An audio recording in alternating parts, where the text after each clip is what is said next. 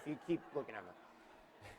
But a little bit of perspective, and upon reflection, there were a couple major forces in my life, early on in my life, that sort of make me who I am today. The first was, I was a pretty good athlete, and I loved playing team sports when I was younger. I played every team sport imaginable: football, soccer, basketball, baseball. I actually got pretty good at basketball and baseball. Eventually played all the way in Division I baseball. But while I was a good athlete, what I learned was through my leadership, right? If I became sort of the captain of the team, I had a way of being able to bring a group of people together, right? And be able to build a culture around the team. And I loved teamwork, and I absolutely loved the effect of it, which was we won more. We became successful.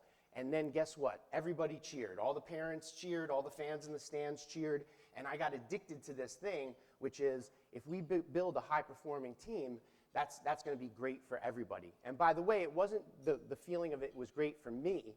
It was great for everybody around me. Love that feeling. Second major influence was my dad. I had a wonderful role model in my father, actually a U.S. Marine Corps officer.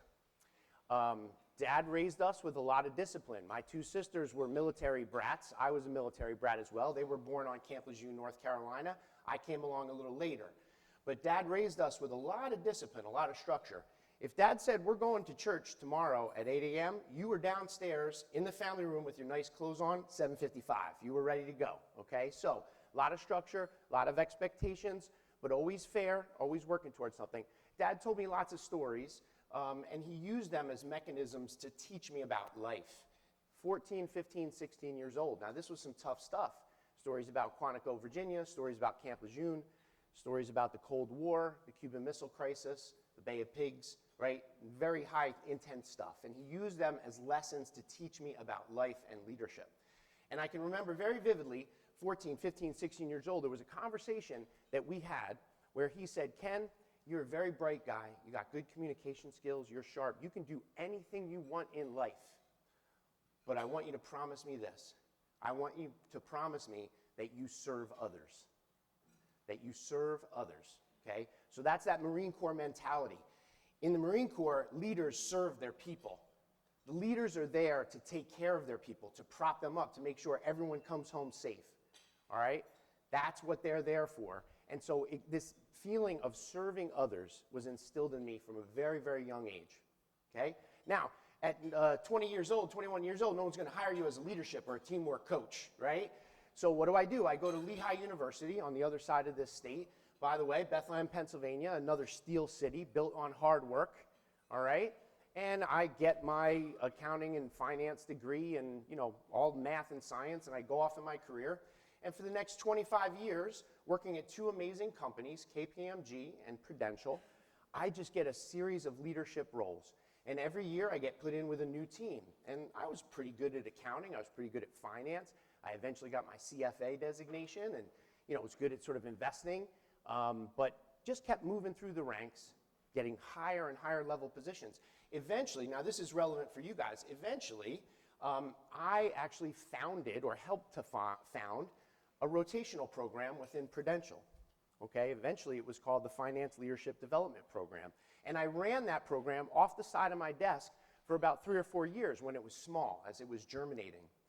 So I know exactly what many of you do and how difficult it is and how important it is.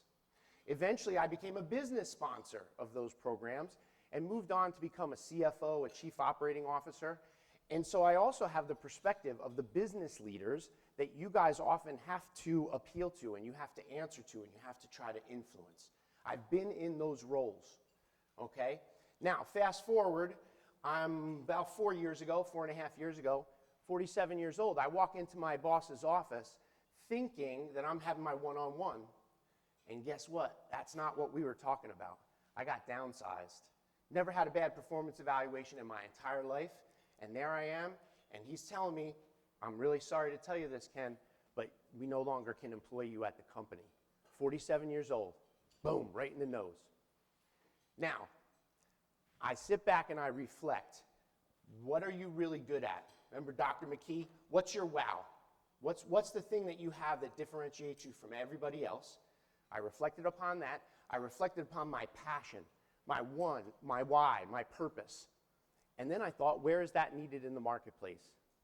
And with 3 kids, one just in college, an 18-year-old, a 14-year-old, and a 12-year-old, all lined up, ready to go to very expensive colleges, I'm sure, I decide, you know what? I'm going to follow my passion. I'm going to become a leadership coach, a leadership consultant, and I've been doing it every day since.